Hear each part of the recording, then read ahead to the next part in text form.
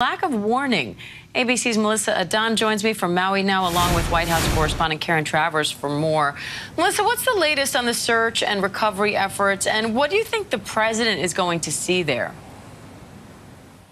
Definitely, Diane. First up, of course, so many people have so many questions because there's still that large number of folks that are unaccounted for. So many fearing that there are just so many more that did not survive. So that's something that's very, very critical, of course, as we're waiting for those updates from the search and recovery crews. Meantime, this weekend, I also traveled over to Lahaina. I met with even more survivors. I spoke with so many of them, saw some parts of the devastation that goes on for miles and miles. It's a beautiful scenic route to Lahaina for so many of you all that know this gorgeous island of Maui, and it is truly devastated. They have so much work when it comes to rebuilding, and that's something that we're expecting to see the president, the first lady, and the head of FEMA all view this destruction and speak with the survivors, because there is so much work here to do on the ground. Diane.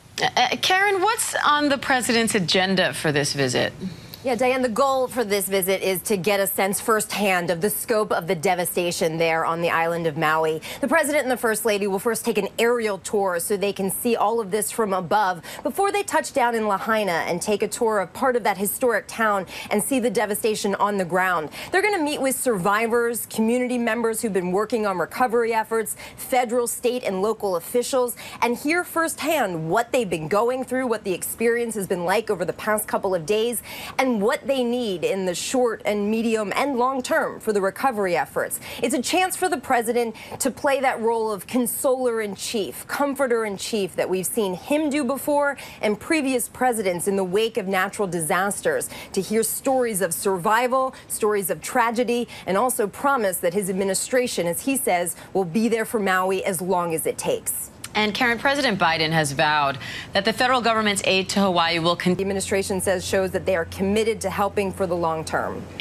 Melissa, questions are also growing about the response to the fires. What's the latest on that investigation? Definitely, Diane. So we're looking at we're nearing 2 weeks since these fires broke out. There was just so much concern as to where were the sirens, where was the emergency management response. Then over the weekend and on Friday, we had the head of Maui's emergency management agency resigning, citing health concerns. So that in itself, the Maui's emergency response team on critical scrutiny. Then you also have then from the officials here, from the mayors, from the governor, they've also said that they were going to have a review on how that response went. And then it's the Hawaiian Electric Company, the power lines that went down, the power lines that were ignited. There are now lawsuits against that too, as that's possibly an early trigger. And then, of course, you talk about the firefighting response. Well, I met with the fire chief just yesterday, spoke to him about really the incredible tales that their firefighters, what they endured, how some of them lost their firefighting trucks and yet still kept at trying to just really do all that they could. We did speak with him, and if you can have a listen. Yeah, certainly. You know, there's always going to be people that say we should have done this or should have done that.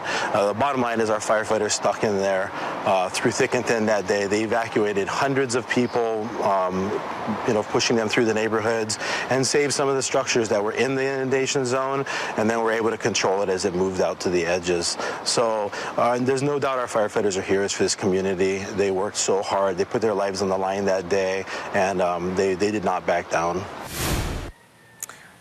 So that, of course, is something that is so critical as well as to how those firefighters, the people in this community, tried so hard to respond, even though at one point the fire chief told me they ran out of water. They didn't have water coming out of their fire hydrants. So